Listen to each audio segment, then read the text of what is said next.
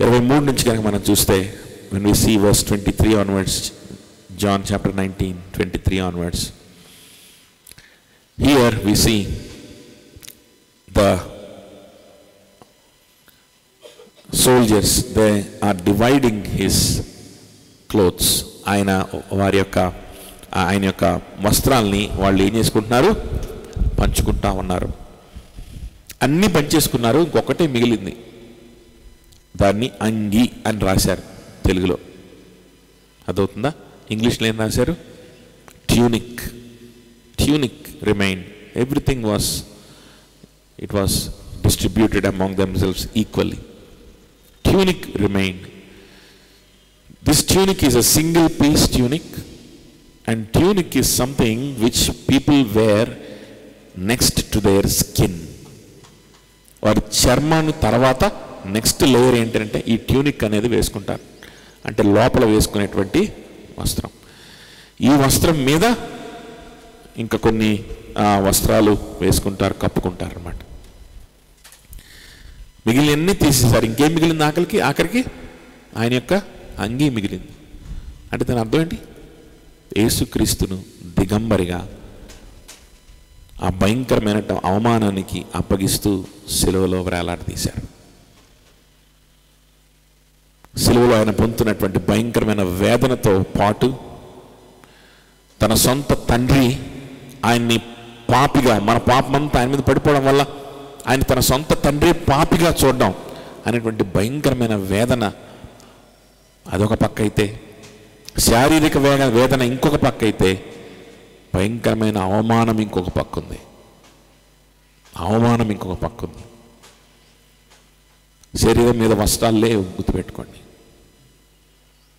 శరీరం మీద వస్త్రాలు లేవు. ఆ విధంగా ఎలాంటి పెయింటింగ్ కానీ ఎలాంటి స్టాచ్యూ కానీ మనం చూడలేము. ఎందుకనంటే అది చూసి తట్టుకోలేరు ఎవరు. కాబట్టి ఏ శిల్పి కూడా, చూడండి, ఏ కవి కూడా సిలువ మరణాన్ని, సిలువలో ఉన్న వేదనని వర్ణించలేడు అని మనం మాట్లాడుకున్నాం కదా. అలాగనే ఏ శిల్పి కూడా, ఏ చిత్రకారుడు కూడా సిలువ దృశ్యాన్ని పూర్తిగా వెయ్యలేదు. చరిత్రలో ఉన్నటువంటి ఏ శిల్పాన్ని చూసినా, ఏ పెయింటింగ్ని మీరు చూసినా సరే, యేసుక్రీస్తు సిలువలో ఉన్న దృశ్యాన్ని, ఈవెన్ ప్యాషన్ ఆఫ్ క్రైస్ట్ అనేటువంటి సినిమాలో చూపించినది కూడా చాలా చాలా చాలా తక్కువ. గుర్తుపెట్టుకోండి, చాలా తక్కువ. ఆయన వంటి మీద వస్త్రాలు లేవు. దిగంబరిగా ఆయన్ని ఇద్దరు దొంగల మధ్యలో నీచమైన మరణానికి అప్పగిస్తూ ఆయన్ని వేలాడదీశారు. ఆయన్ని సిలువ వేశారు. ఆ సిలువ వేసిన తర్వాతంట ఆయన వస్త్రాలన్నీ తీసివేసి దాన్ని చీట్లు వేసుకున్నారంట. ఇక్కడ కోట్ చేసినటువంటి ఈ మాటలు ఇందాక మనం మాట్లాడుకున్నటువంటి 22వ కీర్తనలో ఉన్నటువంటి మాటలు ఇవి. 22వ కీర్తన 18వ వచనంలో ఈ మాటలు మనం చూస్తాం. దావీదుకు వచ్చినటువంటి శ్రమలు అని మనం మాట్లాడుకున్నాం కదా. దావీదుకు వచ్చినటువంటి శ్రమల్ని పోయెటిక్గా వర్ణించుకుంటా వచ్చాడని మాట్లాడుకున్నాం కదా. కవిత్వం రూపంలో వర్ణిస్తే ఆ కవిత్వం నిజంగా అక్షరాల నెరవేరింది ఎవరి జీవితంలో తెలుసా? దావీదు జీవితంలో కాదు. దావీదుని ఎవరు దిగంబరిగా వస్త్రాలు లేకుండా ఊరేగించలేదే. దావీదుని ఎవరు వస్త్రాలు లేకుండా దిగంబరత్వంతో ఆయన్ని శిలువ మీద వేలాడేలా చేయలేదే. దావీదు కవిత్వంగా రాసుకున్నటువంటిది అక్షరాల యేసుక్రీస్తు జీవితంలో నెరవేరింది. అందుకనే దావీదు, అయ్యా, ఏ పాపము లేని వాడవు నీవు. నా జీవితాన్ని చూసుకుంటే నేను పాపిని, నేను దిగంబరత్వానికి అర్హుణ్ణి. నా వస్త్రాలు చింపివేసి చీట్లు వేసుకోవడానికి, నా వస్త్రాలన్నీ విప్పివేసి నన్ను ఊరిలో ఊరేగించడానికి నేను అర్హుణ్ణి ప్రభా. నా అంతరంగంలో నేను చేసినటువంటి పాపాలని కనుక ఎవరన్నా బయట చూస్తే, నా అంతరంగంలో ఉన్నటువంటి పాపాన్ని, మలినాన్ని, అపవిత్రతని కనుక ఎవరన్నా అది బయటపడి ఉంటే, కొన్ని సందర్భాల్లో బయటపడ్డాయి కూడా. దావీదు జీవితంలో బయటపడ్డాయి. మన జీవితంలో ఇంకా ఎన్నిసార్లు పడి ఉంటాయి. ఎవరన్నా చూసుంటే వస్త్రాలు ఇప్పదీసి రోడ్డు మీద నన్ను నిన్ను ఊరేగించాల్సినటువంటి పరిస్థితి ప్రభా నాది. నేను అర్హుణ్ణి. ఎవరికి తెలియట్లేదు, హృదయంలో ఉన్నటువంటి ఆలోచనలు ఎవరికి తెలియట్లేదు కాబట్టి మనం బతికిపోతా ఉన్నాం. కానీ ప్రభా నేను అర్హుణ్ణి ప్రభా, కానీ నువ్వు అర్హుడివి కాదు. కానీ నువ్వు ఏ పాపము లేనటువంటి పరిశుద్ధుడివి. దిగంబరత్వముతోటి పాపముతోటి నింపబడినటువంటి వారు నిన్ను చూచి పరిశుద్ధులుగా మారారు, నిన్ను చూసి స్వస్థత పొందారు, పాప క్షమాపణ పొందుకున్నారు ప్రభా. ఊరంతా తరిమి కొట్టేటువంటి పాపాత్మురాలైనటువంటి వ్యక్తులు నీ పాద సన్నిధిలో పడ్డప్పుడు వాళ్ళు క్షమాపణ కోరుకొని నీ క్షమాపణకు పొందుకొని వాళ్ళు విడుదలయ్యారు. అంత పరిశుద్ధమైనటువంటి నీవు, నీ వస్త్రాలు చీట్లు వేయబడ్డం అనేటువంటిది, ఈ పరిస్థితి మెస్సయ్యకు రావడం అనేటువంటిది, దేవుని కుమారునికి రావడం అనేటువంటిది, అది చాలా భయంకరమైన సంగతి ప్రభా. When compared to that treatment which the Son of God received from the world, this treatment which I am receiving from the world it is nothing. It is not even close. It is not even a to me, Lord. You are dying on that cross, just as my poem depicts. This is what David thought in the middle of his poem, and he changed the poem into, and he's changed his, the sad poem into a praise song. Yes, that is what we have seen in Psalm 22. The same is being quoted here by Apostle John. This is what we have seen from the mouth, from the pen of David. This is why David stopped his writing and started praising. దీనికోసమే మనకు యోహాను తెలియజేస్తున్నాడు. ఇక్కడ యోహాను మనకేం తెలియజేస్తున్నాడంటే చూడండి, దీనికోసమే దావీదు తన ఇబ్బందుల గురించి రాసేటువంటి పాటని ఆపేసి స్తుతి పాటని ప్రారంభించాడు. ఎందుకు తెలుసా? దావీదు రాసినటువంటి సంగతులు దావీదు జీవితంలో జరిగిన తెలియదు, కానీ యేసుక్రీస్తు జీవితంలో ఇదిగో ప్రత్యక్షంగా జరిగాయి, నేనే దానికి ఐ విట్నెస్ అని యోహాను చెప్తున్నాడు. ఈ రకంగా చూసుకుంటే నీకు నాకు కలిగేటువంటి ఇబ్బందులు ఏ పాటివి? నీకు నాకు కలిగే భయాలు ఏ పాటివి?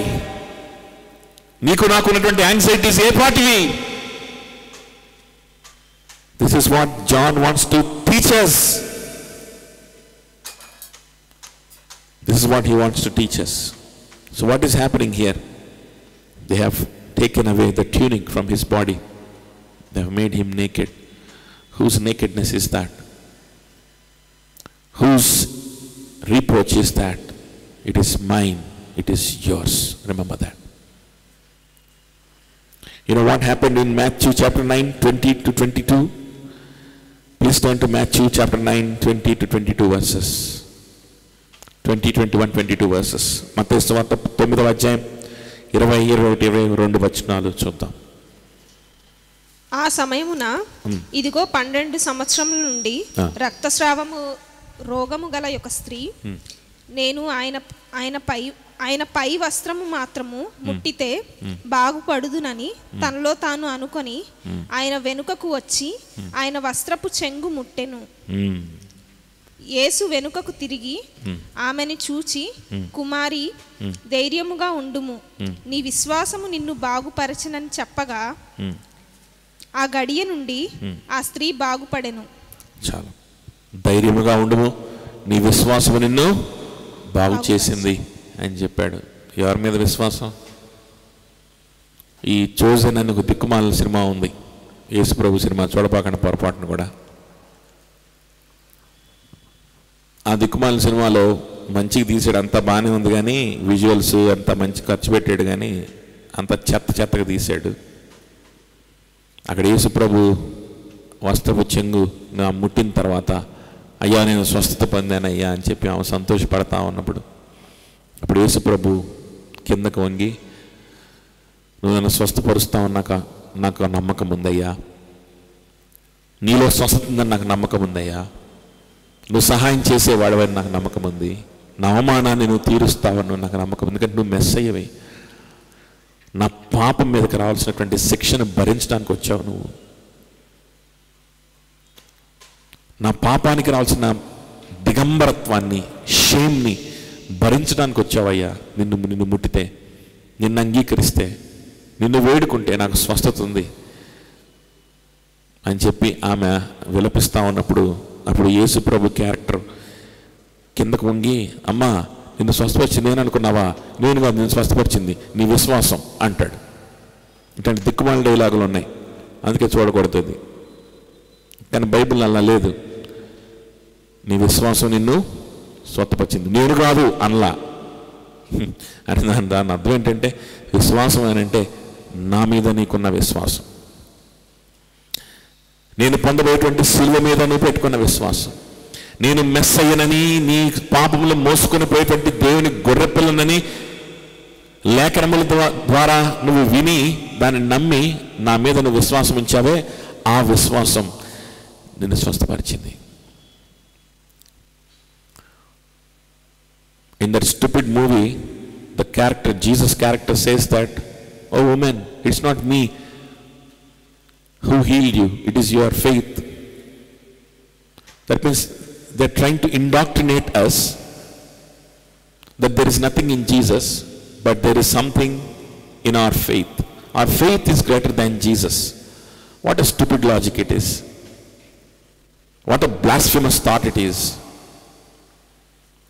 That is not what Jesus told to her. Jesus told that, oh woman, your faith has made you whole. Your faith on me has made you whole. Your faith that I am the Messiah, your faith that I have come into this world to carry away your sins on that cross, that faith has made you whole. That is what Jesus told. That is what faith means. Don't you ever think that your faith, some mystical faith which you have, the faith which you have about your progress in your studies, the faith which you have about the progress in your career, some blind faith, don't you think even for a minute that your own faith has some power? నీ సొంత విశ్వాసం, నీకే నువ్వే తయారు చేసుకున్న విశ్వాసం, అందులో ఏదో పవర్ ఉందని ఒక్క నిమిషం కూడా అనుకోవద్దు దయచేసి. దానంత దైవ దూషణకరమైన మాటలు ఇంకోటి ఉండదు. యేసు క్రీస్తు మీద విశ్వాసం ఉంచితే దాన్నే విశ్వాసం అంటారు. Faith means believing in the cross of Jesus Christ. That is what that woman did there, and that is why she is saved from her nakedness. See, it is written that she went from physician to physician. అనేకమైన వైద్యుల దగ్గరికి వెళ్ళి అనేకమైన తిప్పలు పడిందని అక్కడ రాయబడింది.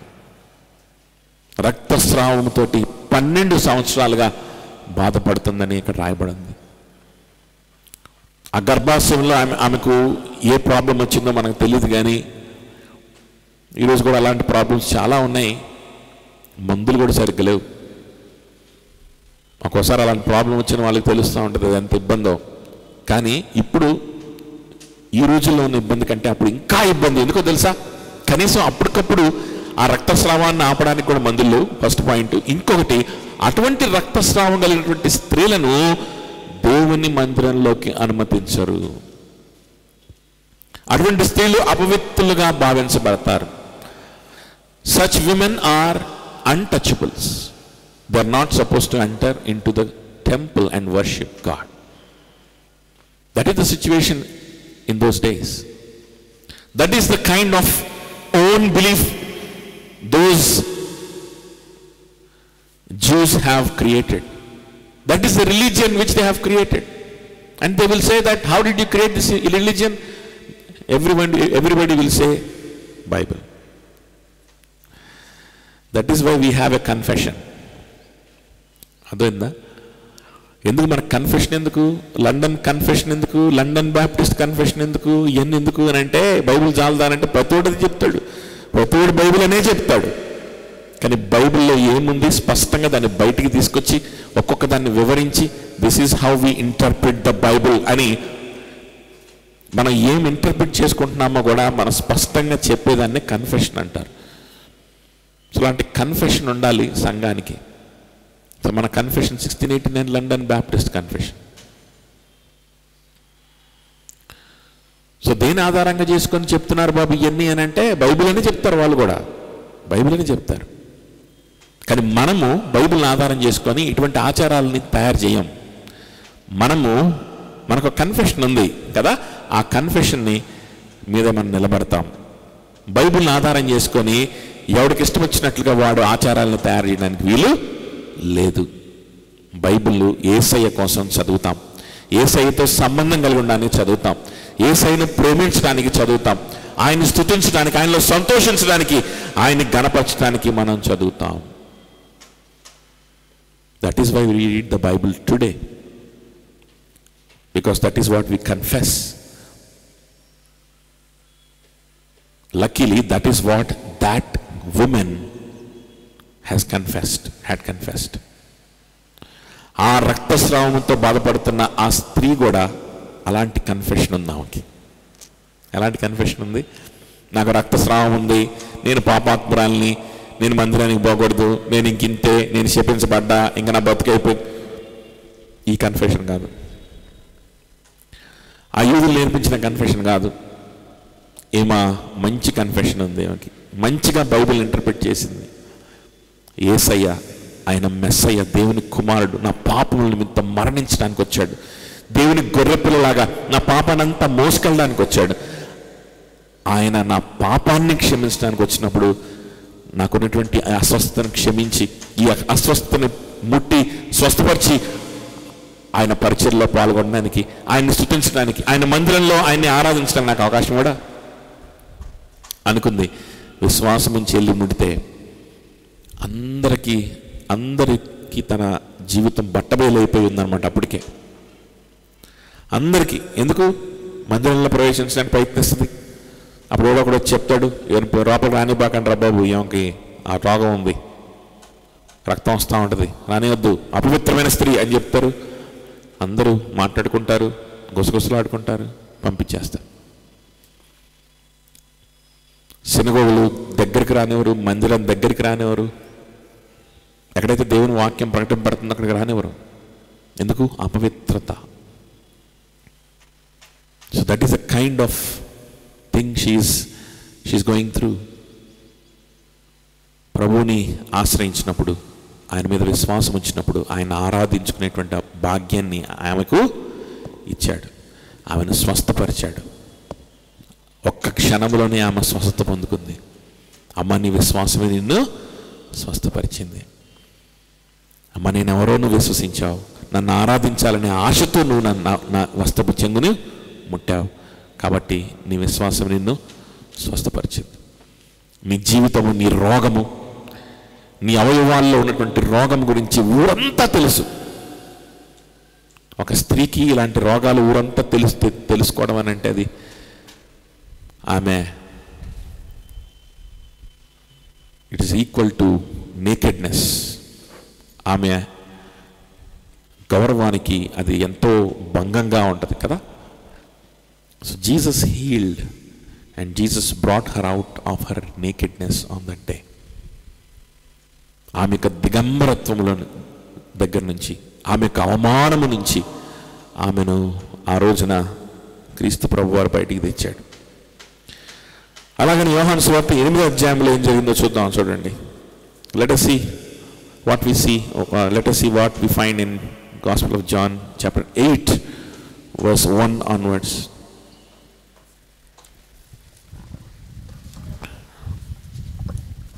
యేసు ఒలీవల కొండకు వెళ్ళెను. తెల్లవారగానే యేసు తిరిగి దేవాలయములోనికి రాగా ప్రజలందరూ ఆయన యొద్దకు వచ్చిరి గనుక ఆయన కూర్చుండి వారికి బోధించుచుండెను. శాస్త్రులను పరిసయ్యులను వ్యభిచారమందు పట్టబడిన ఒక స్త్రీని తోడుకొని వచ్చి ఆమెను మధ్యన నిలబెట్టి, బోధకుడా, ఈ స్త్రీ వ్యభిచారము చేయుచుండగా పట్టుబడెను. చాలు. ఎవరు తీసుకొచ్చారంట వాళ్ళు? Whom did they bring to Jesus? వ్యభిచారంలో పట్టబడిన స్త్రీ. Women caught in adultery. అంతేనా? Women caught red handed in adultery. They brought that women to Jesus Christ. The whole town, in front of the whole town, her nakedness is exposed. Her life is naked. Her life is brought to the roads. తన జీవితము, తన దిగంబరత్వము రోడ్డుకు ఈడ్చేశారు. ఈమె వ్యభిచారంలో పట్టబడింది. ఈమె పలానా చోట పలానా పరిస్థితుల్లో నేను చూశాను ఈ వ్యక్తిని అని చెప్పి ఒకళ్ళొకళ్ళు చెప్పుకొని, ఊరంతా చెప్పుకొని, అందరూ ఆమెను రాళ్లతో కొట్టి ఆమెను నీచమైన స్త్రీ అని ఎంచి, ఆమె బ్రతకుండం సమాజానికి ప్రమాదకరమని చెప్పి ఆమెను చంపేసిన వాడు పాపం లేదు, ఆమెను నీచమైనటువంటి చావును చేస్తే వాడు పాపం లేదు, ఏమాత్రం జాలి చూపించకూడదని చెప్పి ఆమెను ఈడ్చుకొని వస్తా ఉన్నారు. అయితే యేసుక్రీస్తుని పరీక్షిద్దాం, ఈయన ఏమంటాడో పరీక్షిద్దాం అని చెప్పి ప్రభు యేసుక్రీస్తు దగ్గర తీసుకొచ్చారంట పరీక్షించడానికి. తీసుకొని వస్తే యేసుక్రీస్తు ప్రభు వారు ఆయన వారితోటి ఒకటే ఒక మాట అన్నాడు, మీలో పాపం లేనివాడు మొట్టమొదటిగా రాయి వేయండి. ఇక్కడ ఎవరు కూడా పాపం లేనివాడు లేడు కాబట్టి ఎవరు రాయి వేయలేక ఒక్కొక్కళ్ళు అక్కడి నుంచి వెళ్ళిపోయారంట. చిన్న వయసు ఉన్నవారి దగ్గర నుంచి పెద్ద వయసు ఉన్నవారి దాకా ప్రతి వాడు అక్కడి నుంచి వెళ్ళిపోయాడు. అంటే దాని అంతా వాళ్ళందరూ కూడా వ్యభిచారం చేశారని కాదు. వాళ్ళు ఎందుకు వ్యభిచారం చేస్తారు? వ్యభిచారం అంటే వాళ్ళకి అసహ్యం. వాళ్ళు శాస్త్రులు, పరిసయ్యులు, మత పెద్దలు, వాళ్ళు ఎందుకు వ్యభిచారం చేస్తారు? వాళ్ళందరూ వ్యభిచారం చేశారని కాదు దాని అర్థం. ఒకవేళ యేసుక్రీస్తు కాకుండా ఇంకొక వ్యక్తే కనుక ఆ మాట అనుంటే, మీలో పాపం చేయని వాడు ఎవడో వాడు మొట్టమొదటి రాయి, పాపం చేసిన వాడు ఈ కొడితే వెళ్ళిపోవాలి అన్నాడు అనుకో, నేనే అన్నాను అనుకో, ఫర్ ఎగ్జాంపుల్ ఆ పొజిషన్లో నేను ఆ స్థానంలో ఉండి, వెంటనే ఏమంటారు? ఓ పెద్ద చెప్పొచ్చాడండి, నువ్వు చేయలేదా ఓ పాపము? నువ్వు కూడా పాపం చేసావుగా, అందరం చేసావులే, కానీ ఇంత ఘోరమైన పాపం మేం చేయలేదయ్యా, నువ్వు చేసావేమో, మేమైతే చేయలా. ఇంత ఘోరమైన పాపం, ఇది నీచమైన పాపం, ఈ వ్యక్తిని చంపాలి. అదట్ట కుదురుద్ది? నేను చేసే పాపానికి ఆ స్త్రీ చేసే పాపానికి తేడా లేదా? చెప్పేవాడు నువ్వెవడివి? నువ్వు అసలు ఏ పాపం లేనివాడివా? ఏ తలంపుల్లో కూడా పాపం చేయనివాడివా? ఏ ద్వేషము, ఏ అసూయలు లేనివాడివా? ఏ స్వార్థం లేనివాడివా? నువ్వు నేను చేసే పాపానికి ఆ అమ్మాయి చేసిన పాపానికి తేడా లేదు. ఆ స్త్రీని తాళతో కొట్టి చంపాల్సిందే అనేవాళ్ళు. కానీ అక్కడ నించుంది నేను కాదు, నాలాంటివాడు కాదు, అక్కడ నించున్నది పరిశుద్ధమైనటువంటి దేవుడు. ఆయన ఏ పాపము లేకుండా, ఏ నింద ఆయన మీద వేయడానికి వీలు లేకుండా, తలంపుల్లో కూడా ఈ వ్యక్తి పాపం చేసుంటాడనడానికి కూడా రుజువు లేకుండా బ్రతికాడు ఆయన. గుర్తుపెట్టుకోండి, ఆలోచనలో కూడా పాపం చేసుంటాడనేటువంటి రుజువు కూడా లేదు. వాళ్ళ ఆ ఆలోచన కూడా వాళ్ళు చేయలేకపోయారు. ఆ స్థానంలో నేనుంటే అనేవాళ్ళే మా మాట, నీ మనసులో ఎప్పుడు చేయలేదు అరుణేవాళ్ళు. కానీ యేసుక్రీస్తు దగ్గర ఆ మాట కూడా లేపారు. ఎందుకంటే ఆయన పరిశుద్ధుడు, ఆయన పరిశుద్ధత అందరి కళ్ళ ఎదుట కనిపిస్తూ ఉన్నింది, అందరి కళ్ళ ఎదుట కనిపిస్తూ ఉన్నింది. అంత పరిశుద్ధమైనటువంటి ఆ వ్యక్తి నా పాపాన్ని గనక చూడగలిగితే, నా పాపాన్ని చూసి ఆయన అంటున్నాడు, పాపం లేనివాడు ఎవరన్నా ఉంటే వేయండి అంటున్నాడు. ఆ పరిశుద్ధమైనటువంటి వ్యక్తి ఎదుట నేను కూడా ఆ స్త్రీతో సమానుణ్ణే. నేను కూడా ఆ స్త్రీతో, ఆ పాపముల వ్యభిచారంలో పట్టబడినటువంటి ఆ వ్యక్తితో నేను కూడా సమానుణ్ణే కదా అని అనిపించి, చిన్న వ్యక్తి దగ్గర నుంచి పెద్ద వ్యక్తి దాకా అక్కడి నుంచి వెళ్ళిపోయారు.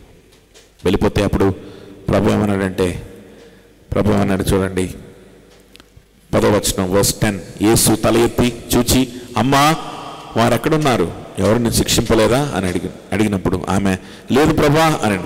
అందుకు యేసు నేను నిన్ను శిక్ష విధించను, నీవు వెళ్ళి ఇక పాపము చేయకమని ఆమెతో చెప్పాను. వెళ్ళి ఇంకా పాపం చేయొద్దు అని ఆమెతో చెప్పి ఆయన పంపించాను. నేను కూడా శిక్ష విధించలేదు, గుర్తుపెట్టుకోండి. కానీ ఆయన తీర్పు తీర్చాడు. పాపానికి తీర్పు తీర్చకుండా ఉండేటువంటి దేవుడు కాదు ఆయన. తీర్పు ఆ ఒక్క వ్యక్తికి కాదు, అక్కడ ఉన్న వాళ్ళందరికీ తీర్పు తీర్చాడు. He judged everyone over there. Never misinterpret this situation as Jesus is not judging the prostitute. No, he judged her. Not only her, he also judged all the Pharisees who came to stone her. Everyone is judged on that day. Remember that. కానీ శిక్ష విధించలేదు. But he did not punish her. That is what happened. He did not punish her. Where did that punishment go? Where did that nakedness go? All of a sudden there is nobody around her. Few moments back everyone were surrounding her and looking at her nakedness.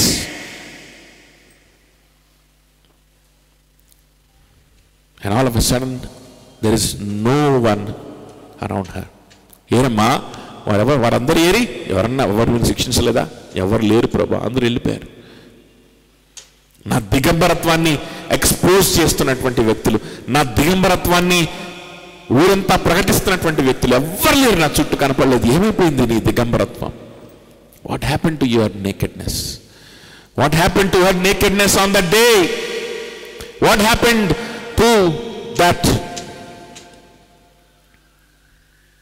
nakedness? What happened to that reproach on that day? It fell on Jesus Christ. Remember that. అదంతా యేసు క్రీస్తు మీద పడింది. సిలువలో ఆయన దిగంబరుడైపోయాడు ఆమె కోసమే. లోకాసువార్త 7వ వచనంలో 7వ అధ్యాయంలో ఏం జరిగిందో చూద్దాం. Let us see what happened in Luke chapter 7, 49 and 50. Luke chapter 7, 49 and 50. లూకా 7, 49-50 వచనాలు. అప్పుడు ఆయనతో కూడా భోజన పంక్తిని కూర్చుండిన వారు పాపములు క్షమించుచున్న ఇతడెవడని తమలో తాము అనుకొనసాగిరి. అందుకు ఆయన, నీ విశ్వాసం నిన్ను రక్షించెను, సమాధానం గలదానివై వెళ్ళుమని ఆ స్త్రీతో చెప్పాను. మళ్ళా ఈ స్త్రీతో కూడా చెప్తా ఉన్నాడు, విశ్వాసము నిన్ను రక్షించెను. ఎవరి స్త్రీ? పాపాత్మురాలైన ఒక స్త్రీ అని రాయబడింది. ఎవరంట స్త్రీ? పాపాత్మురాలైన స్త్రీ. ఆమె ఆయన ఒక పరిచయని ఇంట్లో భోజనానికి వచ్చాడని తెలిసి ఆయన్ని కలవడానికి, ఆయన మాటలు వినడానికి, ఆయన్ని స్తుతించడానికి, ఆయన ఆరాధించడానికి పాపాత్మురాలైన ఒక స్త్రీ వచ్చింది. ఆ స్త్రీకి కూడా ఉన్న విశ్వాసం ఏంటో తెలుసా? యేసుక్రీస్తు నా పాపాన్ని మోసుకొని పోవడానికి వచ్చాడు. యేసుక్రీస్తు నా పాపముల నిమిత్తం మరణించడానికి వచ్చాడు. ఆయనకి మీదట ఉండడు, ఆయన మరణించడానికే వచ్చాడు. నా యొక్క దిగంబరత్వాన్ని ఆయన భరించడానికి వచ్చాడు. అంత విలువ కలిగినటువంటి అత్తరు బుడ్డిని పగలగొట్టి ఆ అత్తరుతోటి ఆయన పాదాలని ఆ రోజున ఆమె తుడుస్తూ ఉంది. She was anointing him with valuable oil. She did not think for a while how much that oil is worth. She did not think for a while. She did not think for a while what is she giving away in order to spend some time in praise and worship in the presence of God. యేసు క్రీస్తు దగ్గర కూర్చొని ఆయన్ని స్తుతిస్తూ, ఆయనలోనే సంతోషిస్తూ, ఆయన దగ్గర ఆమె యొక్క పాపములు పెట్టుకుంటూ, ఆమె పాపములు ఒప్పుకుంటూ, రక్షణానందాన్ని పొందుకుంటూ, ఆయనను స్తుతిస్తూ, చాలు ఇంకంతే. స్వస్థత కోసం కూడా రాలేదేమో అక్కడ, గుర్తుపెట్టుకోండి. ఆమెను తరమను కూడా తరమట్లేదు. ఆమెకి ఆమె వచ్చింది. ఎందుకు వచ్చింది తెలుసా? స్తుతించడానికి వచ్చింది, రక్షణానందం కోసం వచ్చింది. She came for assurance. She came for salvation. She came for forgiveness of her sins. Just for forgiveness of her sins. And just for the joy of forgiveness. That is is why she came on that day. That is what her mission is. That is why she did not think even for a while about how much the oil is cost.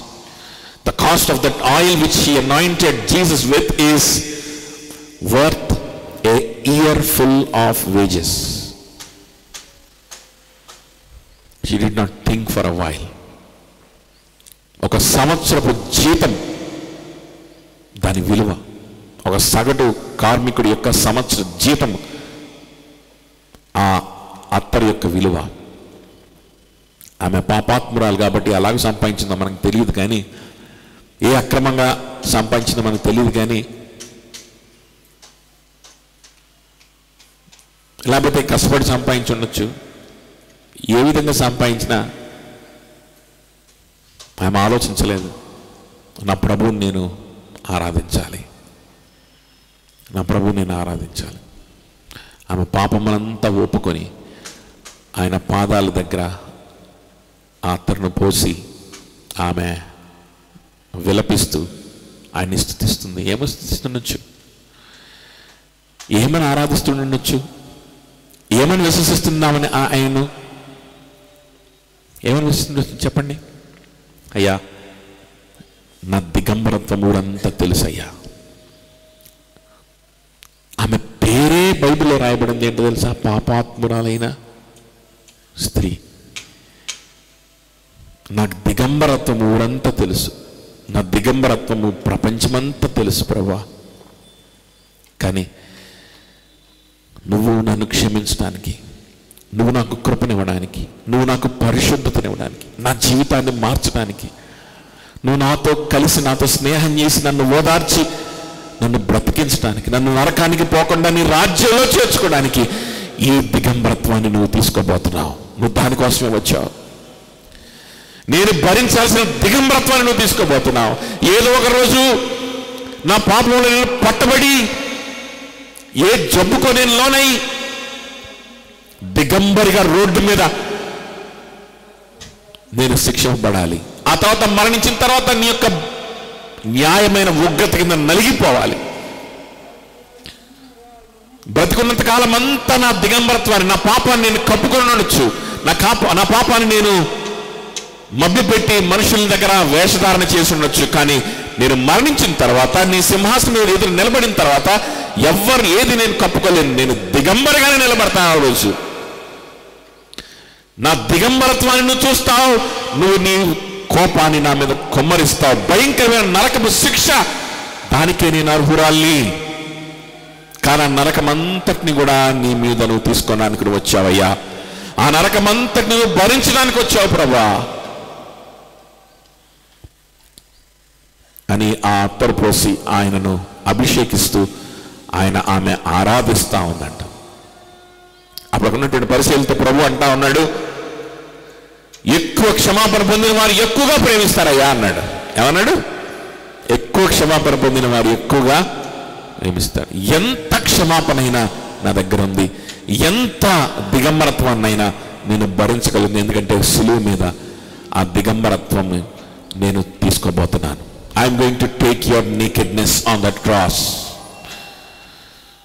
He has taken nakedness upon him on that cross.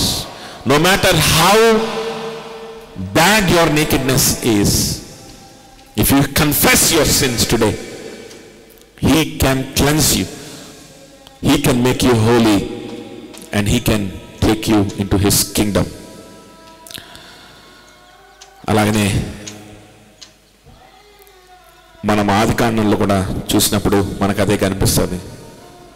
అవ్వ ఆదాముతో ఉందంట. ఆదాముతోటి అవ్వ ఉన్నప్పుడు ఆమె దిగంబరిగా ఉంది, కానీ ఆమె సిగ్గు తెలియని దానిగా ఉన్నదంట. వారు దిగంబరులుగా ఉన్నారు, కానీ వారు సిగ్గు తెలియని వారిగా ఉన్నారు. ఎందుకు వారికి సిగ్గు తెలియలేదు, ఎందుకు వారు సిగ్గుపడట్లేదు అని అంటే, చూడండి, దిగంబరత్వం అంటే కేవలం దుస్తులు అని ఒక్కటే కాదు. అక్కడ మోషే ద్వారా పరిశుద్ధాత్మ దేవుడు మనకు కొన్ని విషయాలు తెలియజేయదలుచుకున్నాడు. కేవలం దిగంబరత్వం అంటే దుస్తులు లేకపోవడం మాత్రమే కాదు. ఒకరిలో ఉన్నటువంటి బలహీనతలు ఇంకొకరికి పూర్తిగా అర్థమవుతూ ఉంటాయి. ఒకరిని ఒకరు స్పష్టంగా చూసుకుంటూ ఉంటారు. ఒకరి ఆలోచనలు వాళ్ళు ఒకళ్ళు స్పష్టంగా చూస్తూ ఉంటారు. వారు ఆ పరిస్థితిలో ఉన్నా కూడా వారు ఎలా లేరంట? వారు సిగ్గునొందిన వారిగా లేరు. సిగ్గునొందిన వారిగా లేరు. మనం కూడా ఒకప్పుడు ఒక దినాన మన యేసయ్యను చూస్తాం.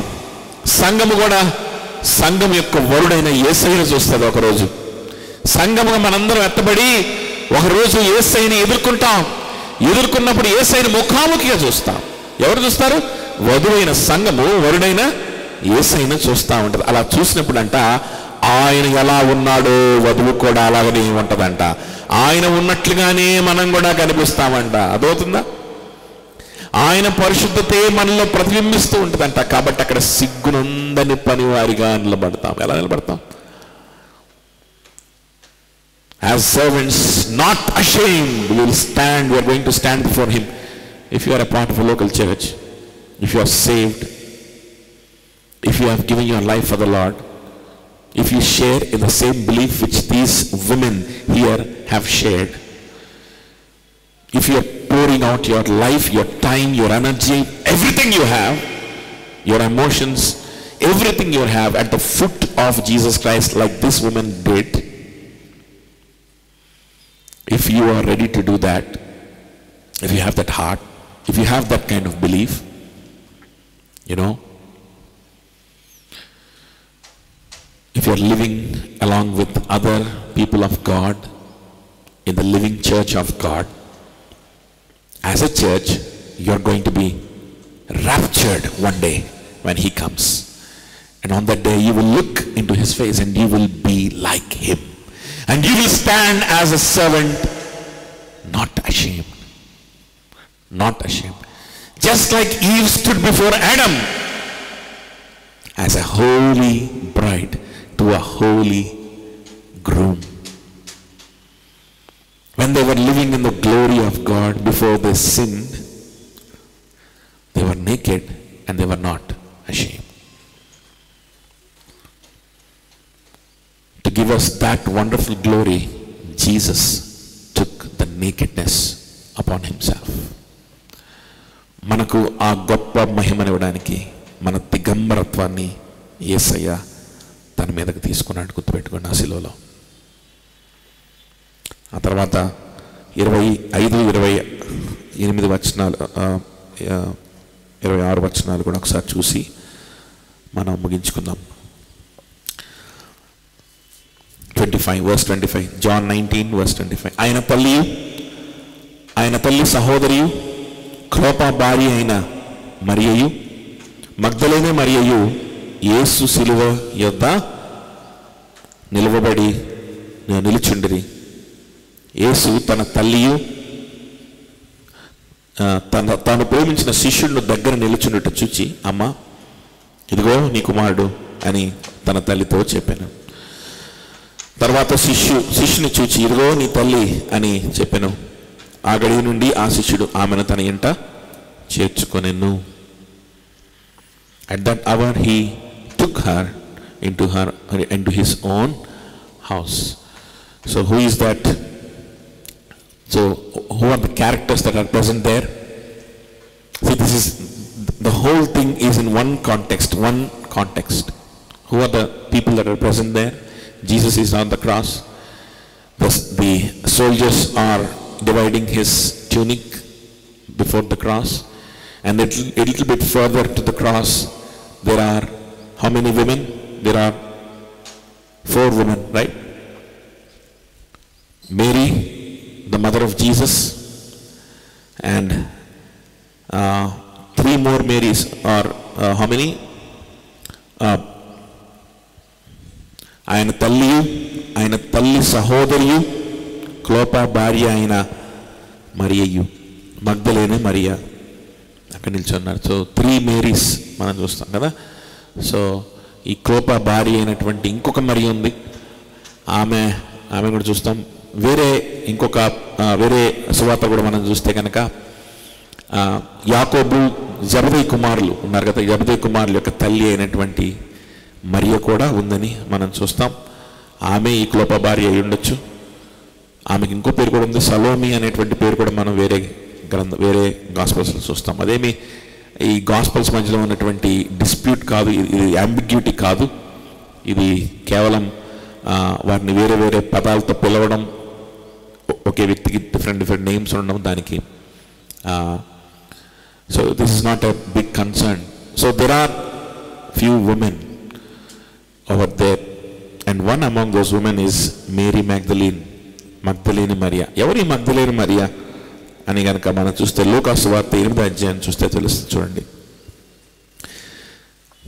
చూడండి, ఇది సపరేట్ టాపిక్ కాదు. ఇప్పుదాకా మనం మాట్లాడుకున్న టాపిక్లో ఇది కూడా కంటిన్యూషనే. ఎందుకు అని అంటే లూకాసు సువార్త 8వ అధ్యాయం చూస్తే తెలుస్తుంది. లూకాసు సువార్త 8:2 చూడండి. Luke chapter 8 2nd verse. 12 మంది శిష్యులను, అపవిత్రాత్మలను, వ్యాధులను పోగొట్టబడిన కొందరు స్త్రీలను, అనగా 7 దెయ్యములు వదిలిపోయిన మగ్దలేను అనబడిన మరియయు, హేరోదు యొక్క గృహ నిర్వాహకుడు అగు కూజా భార్యయగు యోహన్నయు, సూసన్నయు ఆయనతో కూడా ఉండిరి. ఆయన శిష్యులతో పాటు కొంతమంది స్త్రీలు ఉన్నారు. ఆయన శిష్యులతో పాటు కొంతమంది స్త్రీలు ఉన్నారు, ఇంకా వేరే పురుషులు కూడా ఉన్నారు ఆయనతో పాటు. ఈ 12 మంది ప్రత్యేకంగా ఎందుకు ఈ 12 మంది గురించి చెప్తున్నట్టు, ఈ 12 మంది అపోస్తలుగా ఉండడానికి, ఈ 12 మంది వాక్యాన్ని అందించడానికి ఈ 12 మందిని దేవుడు ఉపయోగించుకున్నాడు. ఈ 12 మందిని స్థానిక సంఘాలని కట్టడానికి ఈ 12 మందిని దేవుడు ఉపయోగించుకున్నాడు. కాబట్టి ఈ 12 మంది ప్రత్యేకం. ఈ 12 మంది ఒక్కళ్ళే కాదు, ఇంకా చాలా మంది ఉన్నారు ఆయన వెంట. అందులో ఎవరు కూడా ఉన్నారు? స్త్రీలు కూడా ఉన్నారు. ఎవరైతే ఆయన మీద విశ్వాసం ఉంచుతున్నారో వారందరూ ఆయన శిష్యులవుతున్నారు. గుర్తుపెట్టుకోండి, స్త్రీలతో సహా ఎవరైతే ఆయన మీద విశ్వాసం ఉంచుతున్నారో వాళ్ళందరూ ఆయన ఉద్యోగాలు చేసి కుటుంబాలను పోషించుకోవాల్సినటువంటి భర్తలు ఆయన శిష్యులైపోయి ఆయన వెంట తిరుగుతున్నారు.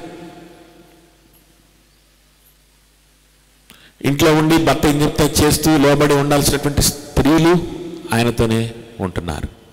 బహుశా వాళ్ళు విధవరాళ్ళు అయి ఉండొచ్చు, లేకపోతే పెళ్లి కానివారై ఉండొచ్చు, లేకపోతే పెళ్ళయి భర్తలతో కూడా ఆయనను వెంబడిస్తూ ఉండొచ్చు. అర్థమవుతుందా? ఏదో ఏమైనప్పటికీ ఆయన వెంట ఉన్నారు.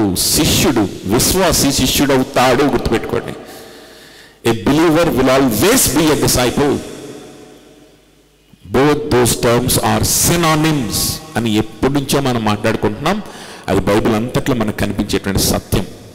This undisputable fact that every believer has to be a disciple, and every disciple has to pick up his own cross and follow him in the way of the cross. So that is the truth of the Bible, and that is how Mary Magdalene is one of them. And who is Mary Magdalene? Mary Magdalene is the woman from whom 7 demons were cast out. 7 దయ్యములను బయటికి తీసుకొచ్చినటువంటి ఆ వ్యక్తి ఎవరు? మగ్దలేనే. దయ్యములు పట్టినటువంటి వ్యక్తి ఎలా ఉంటుంది అని అంటే ఆమె బ్రతుకు కూడా దిగంబరత్వంతో ఉంటుంది. గుర్తుపెట్టుకోండి, ఆమె బ్రతుకు కూడా రోడ్డు మీద ఉంటుంది. ప్రైవేట్ లైఫ్ ఉండదు.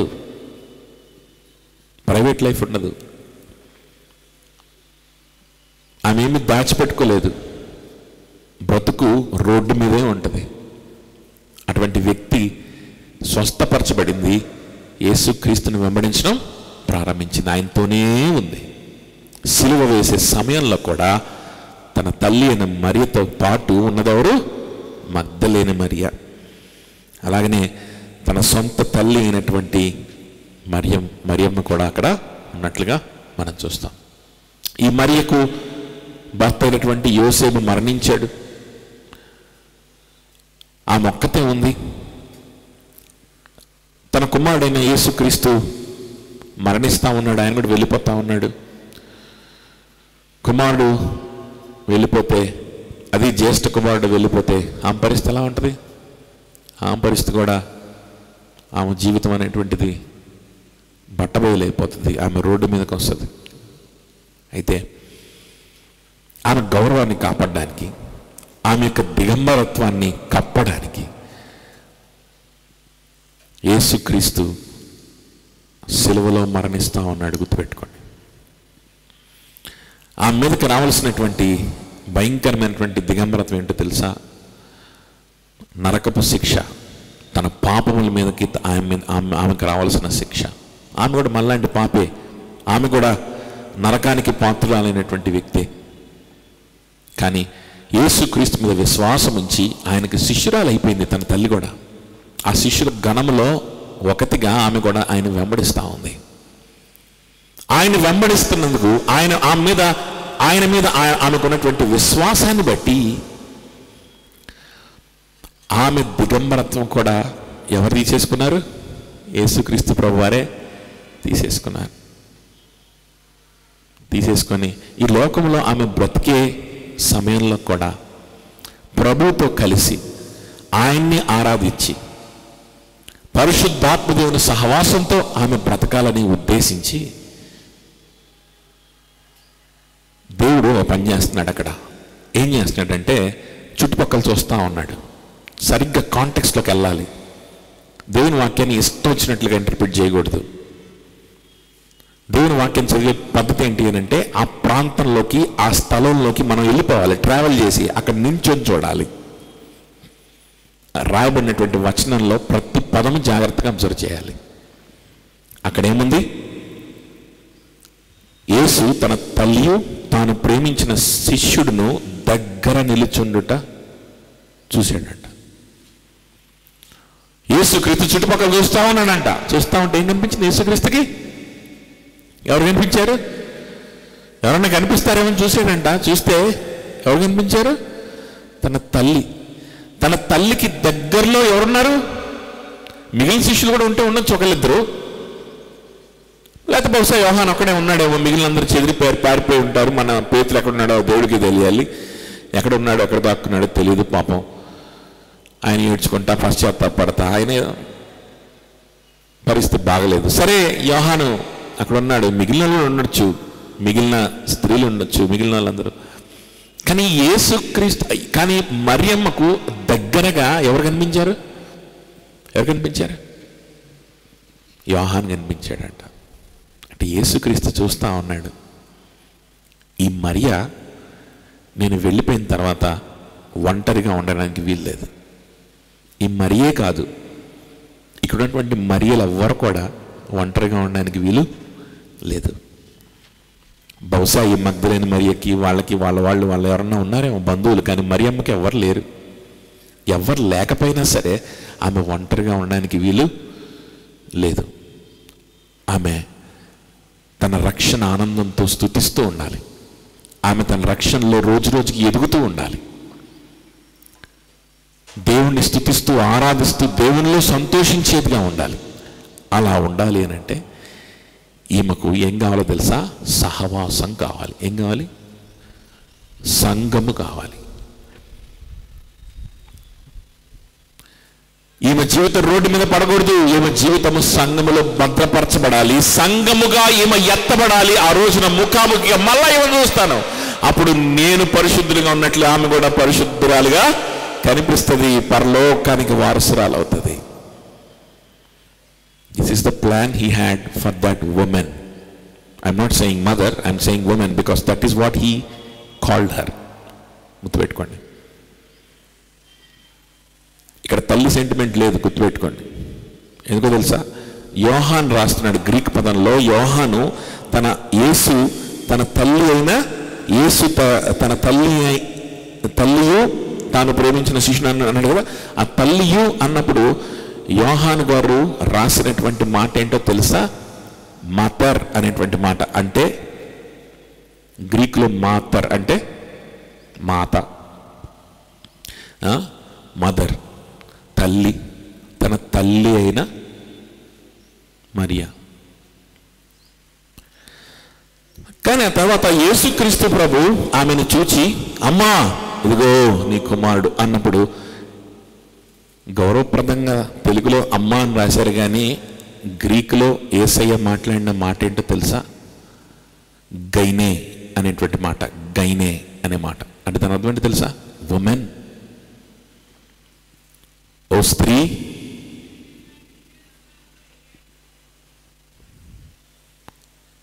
ఇంట్లో పురుషులు వారి యొక్క భార్యని పిలిచేటువంటి మాట కూడా అదేనంట గ్రీకులో. ఒక స్త్రీని గౌరవంగా ఒక స్త్రీని పిలిచేటువంటి మాట తల్లి అనట్లేదు,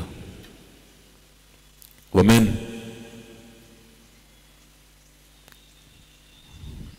ఆమెను ఒక బిలీవర్గా చూస్తున్నాడు అక్కడ, గుర్తుపెట్టుకోండి. తల్లిగా కాదు, అక్కడ ఒక విశ్వాసిగా చూస్తున్నాడు ఆమెని. తల్లి సెంటిమెంట్ కాదు అక్కడ, తల్లి సెంటిమెంట్ కాదు. తల్లి సెంటిమెంట్ తాత్కాలికంగా ఉంటుంది. తల్లి సెంటిమెంట్ తాత్కాలికంగా డైలాగులు అయిపోయిన వరకు ఉంటుంది, ఏదో ఓవర్ యాక్షన్ అయిపోయిన వరకు ఉంటుంది అంతే. ఇది తల్లి సెంటిమెంట్ కాదు, ఇది నిత్యత్వం వరకు ఉండేటువంటి సెంటిమెంట్. ఇది విశ్వాసి సెంటిమెంట్. ఇది ఏం సెంటిమెంట్? విశ్వాసి. అమ్మా ఇదిగో నీ కుమారుడు, ఇదిగో వీళ్ళతోనే నువ్వు ఉండాలి, వీళ్ళతోనే ఉండాలి, గుర్తుపెట్టుకో, వీడితో ఉండు అంటే ఆ దినాన ఆమెను అతను వెంటనే ఏం చేశాడంట? చేర్చుకున్నాడంట. చూసారా, విశ్వాసులు అంటే అలా ఉంటారు. చేర్చుకున్నావు ఎవరినన్నా? ఈ గుడ్ ఫ్రైడేకి 7 మాటల్లో ఈ తల్లి సెంటిమెంట్ కొట్టి సావ కొడుతుంటారు. ఎవడన్నా ఈ ప్రశ్న అడిగాడా? ఎవరినన్నా నీ గృహంలో చేర్చుకున్నావా? ఎవరినన్నా నీ గృహంలో మనస్ఫూర్తిగా చేర్చుకున్నావా? ఎవరినన్నా నీ హృదయంలో చేర్చుకున్నావా? నీకు సంఘం ఉందా? నీకు సహవాసం ఉందా? ఆయన వెళ్ళిపోతూ ఆయన సన్నిధిని ఆమెకి ఎలా వదలుచుకున్నాడు అని అంటే సంఘం ద్వారా వదలుచుకున్నాడు, సహవాసం ద్వారా వదలుచుకున్నాడు. అందుకని నిరంతరము తన శిష్యులతో సహవాసం చేయమని తన తల్లికి శిష్యుడికి అప్పచెప్తే శిష్యుడు వెంటనే ఆమెను ఏం చేశాడంట? ఆమెను స్వీకరించాడంట. యేసుక్రీస్తు సహోదరులు కూడా విశ్వాసులు అయ్యారు. మరి ఆ తర్వాత అయ్యారో లేకపోతే ఆ పాటికే అయ్యి ఆయన మనకు తెలియదు, పూర్తిగా మనకు క్లారిటీ లేదు. కానీ యూదా, యాకోబు పత్రికలు కూడా రాశారు కదా, యేసుక్రీస్తు సొంత సహోదరులు. మరి వాళ్ళు ఎక్కడున్నారో తెలియదు. వాళ్ళకి ఎందుకు చెప్పలేదు ఆమెను చేర్చుకోమని? వాళ్ళు ఉన్నారు కదా, అరే అబ్బాయి ఆమెను జాగ్రత్తగా చూసుకోండి అని చెప్పచ్చు కదా. చుట్టుపక్కల చూసినప్పుడు వెంటనే ఆయనకు కనిపించింది ఎవరు? విశ్వాసి. యోహాను విశ్వాసమ్మా, యోహాన్ నా విశ్వాసి, యోహాన్ నా శిష్యుడు. ఈ శిష్యుల్లో నిజంగా నన్ను వెంబడించే నా శిష్యుల్లో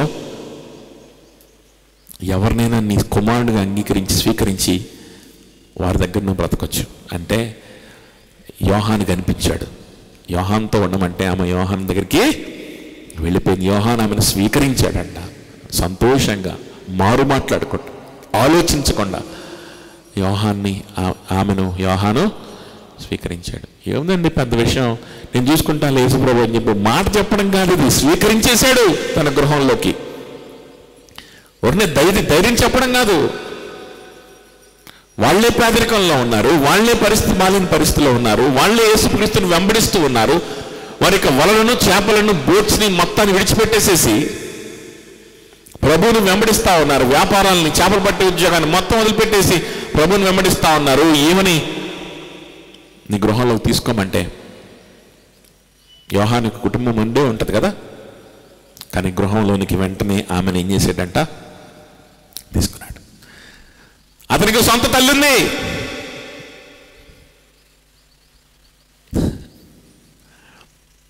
అయినా సరే యోహాను ఏం చేశాడు? ఆమెను తీసేసుకున్నాడు. అది సహవాసం. మన ఫిలిప్పీయులకు రాసిన పత్రికలో కూడా చదివింది అదే కదా, 2:4 ఎవరు వారి సొంత విషయములు మాత్రమే కాక ఇతరుల విషయముల గురించి కూడా చూసుకొనవలెను, ఆలోచించవలెను. ఎవరి వారి సొంత త్రోవలో వెళ్ళిపోకుండా ఇతరుల గురించి ఆలోచించు. ఎవరి వారి సొంత అవమానాల గురించి, ఎవరి వారి సొంత బాధల గురించి, సొంత ఆలోచనలు మునిగి మునిగి మునిగి తేలకుండా చావకుండా ఇతరుల గురించి, ఇతరుల బాధ గురించి, ఇతరులకున్న అవమానాన్ని గురించి, ఇతరులకు పరిస్థితి గురించి ఆలోచన చేస్తే అది విశ్వాసకున్న లక్షణం. అది ఇక్కడ మనం నేర్చుకోవాల్సింది. తల్లి సెంటిమెంట్ కాదు. నేను ఈరోజు ఉమెన్స్ డే కదా, ఉమెన్స్ డే కాదా, అయిపోయిందా? మరి ఈరోజు స్టేటస్ పెట్టాడు ఏంటి అతను? ఒక అతను స్టేటస్ పెట్టాడు ఈరోజు కాదా, ఈరోజు పొద్దునే పెట్టాడు.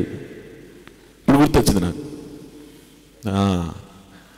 మళ్ళీ సెంటిమెంట్ కొద్దిగా చెప్పాను అనుకున్నారు.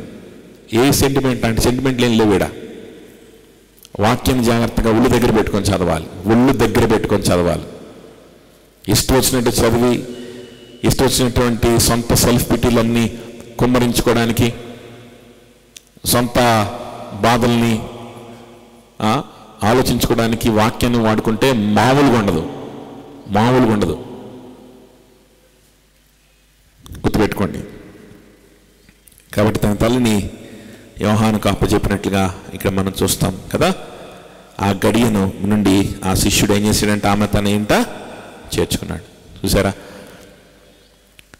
అక్కడ ఉన్నటువంటి స్త్రీలకి, అక్కడ ఉన్నటువంటి తన తల్లికి వారి జీవితంలో నిజమైనటువంటి ఒక పురుషుడుగా ప్రభు సిలువలో ఉన్నాడు. ఆయన సిలువ మీద వేలాడుతున్నప్పటికీ, ఏ నిస్సహాయుడిగా ఉన్నప్పటికీ కూడా ఆయన యొక్క రాజరికం పోలేదు, ఆయన యొక్క పౌరుషం పోలేదు. గుర్తుపెట్టుకోండి, ఆయన యొక్క పౌరుషం పోలేదు. గుర్తుపెట్టుకోండి. మరి ముఖ్యంగా పురుషులు గుర్తుపెట్టుకోవాలి విషయం.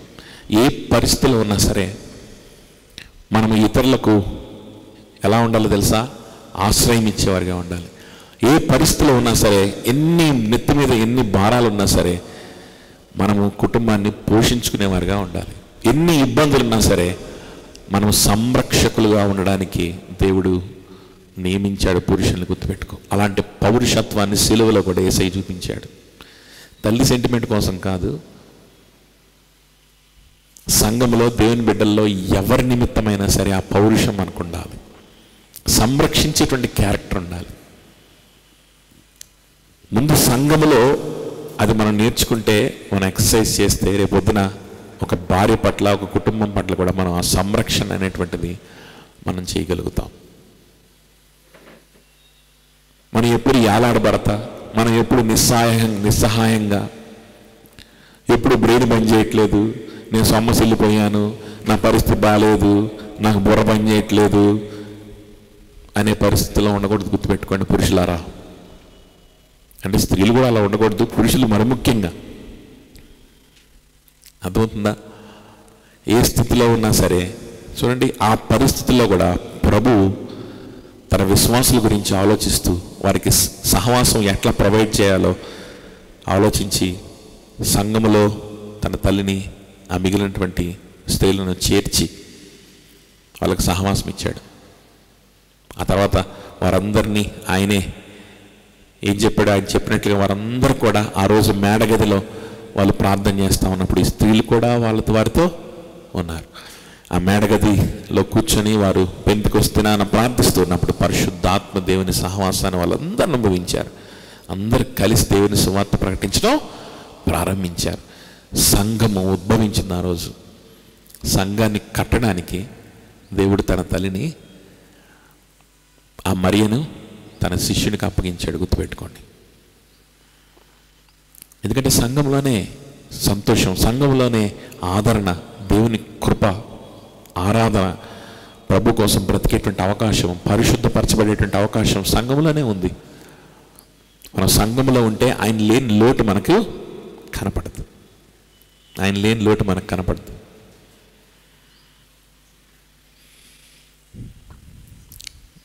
భూలోక పరంగా కుమారులు ఉంటారు, కుమారులు చనిపోతారు.